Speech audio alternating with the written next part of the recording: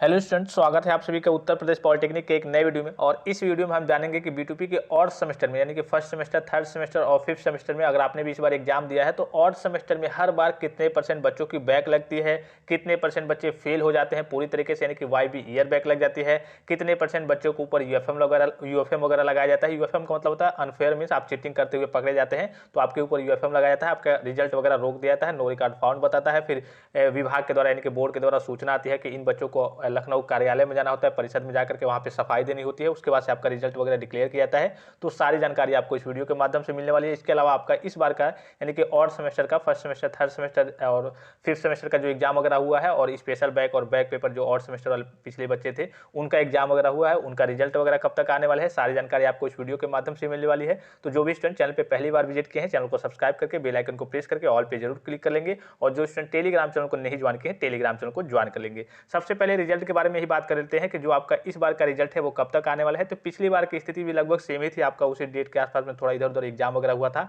और पिछली बार जो आपका रिजल्ट आया था अप्रैल के बीच में आपका रिजल्ट आया था। तो इस बार भी मैंने आपको पिछली वीडियो में बताया था कि लगभग मान के चल सकते हैं आप मार्च में तो आपकी कॉपियों की जांच तो शुरू हो गई है, तो पूरा मार्च तक आपकी कॉपियों की जांच वगैरह होगी। अप्रैल के शुरू में या फिर फर्स्ट वीक के बाद में या फिर 10 के या फिर 15 के आसपास में आपको अपना रिजल्ट वगैरह देखने को मिल सकता है। ये आपकी एक तरीके से संभावित डेट है, डेट में बदलाव भी हो सकता है। ठीक है, अब बात कर लेते हैं आपकी बैक और ईयर बैक। ये आप चूंकि और सेमेस्टर की बात करें तो और सेमेस्टर में ईयर बैक तो होता नहीं है, हाँ, लेकिन फिर मान लीजिए सपोज कीजिए कि आपकी 5 सब्जेक्ट में बैक लग गई तो वो आपकी ईयर बैक एक तरीके से हो जाती है। लेकिन अगर आप और सेमेस्टर में है, मान लीजिए कि फर्स्ट सेमेस्टर में है, चाहे थर्ड सेमेस्टर में है, चाहे फिफ्थ सेमेस्टर में है, तो आपकी कितनी भी सब्जेक्ट में बैक लग जाए, हो सके कि पूरी सब्जेक्ट में बैक लग जाए, तब भी आप नेक्स्ट सेमेस्टर के लिए एलिजिबल रहेंगे। अब जब नेक्स्ट सेमेस्टर में आप जाएंगे, मान लीजिए कि फर्स्ट में आपकी 5 में बैक लग गई तो सेकंड सेमेस्टर में आप चले गए। अब जब सेकंड सेमेस्टर में चले गए और इसका भी रिजल्ट आया, तो दोनों जब ओवरऑल आपका फर्स्ट ईयर का रिजल्ट आया, उसके बाद से अगर आपकी 5 सब्जेक्ट में बैक रहती है और उससे ऊपर रहती है, तब आपकी YB हो जाती है, फिर से आपको फर्स्ट ईयर में पढ़ना रहेगा। यानी कहने का सीधा मतलब है कि अगर आपकी और सेमेस्टर में कितना भी बैक आ जाए, ठीक है,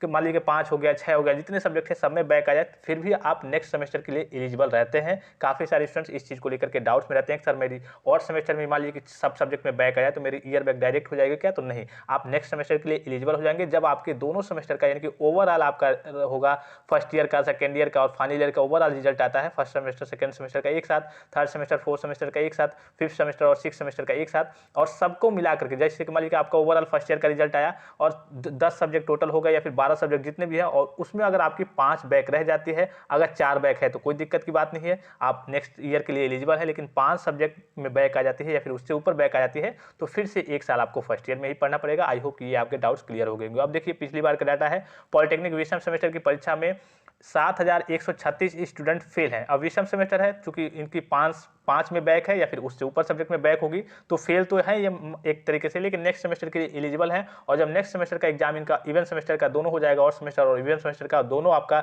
जब रिजल्ट आएगा और उसमें अगर आपकी 5 सब्जेक्ट में बैक रहती है तब आप पूरी तरीके से फेल होंगे, एक साल और आपको उसमें पढ़ना होगा।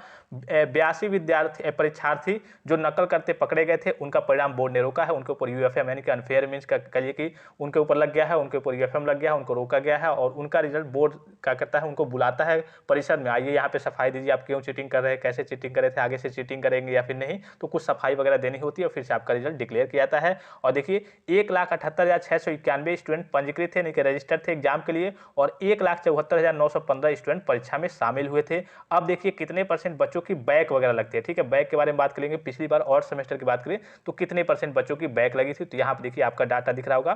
पॉलिटेक्निक विषम सेमेस्टर की परीक्षा में 1,78,691 परीक्षार्थी शामिल हुए थे, 93,190 परीक्षार्थी पूरी तरह से पास हो गए हैं। ठीक है, और 74,507 परीक्षार्थी बैक पेपर के साथ पास हुए हैं। यानी कि लगभग मान चल सकते हैं आप, हर बार यही होता है, 30% या फिर 35% या फिर 40% बच्चों की बैक लगती ही लगती है। सपोज कीजिए कि आप 100 स्टूडेंट्स हैं आपके ब्रांच में, तो 100 में से लगभग 35-40% बच्चों की बैक लगती है। यानी कि 35 और 40 बच्चों के आसपास में बीच में, कभी कभी ये डाटा 100 में से 30 बच्चों की या फिर 35 बच्चों की या फिर 40 बच्चों की बैक लगती ही लगती है किसी भी स्थिति में। और इस बार देखिए हो सकता है थोड़ी हार्ड तरीके से कॉपी चेक हो रही है, अच्छे तरीके से चेक हो रही है, तो बैक की संख्या बढ़ भी सकती है।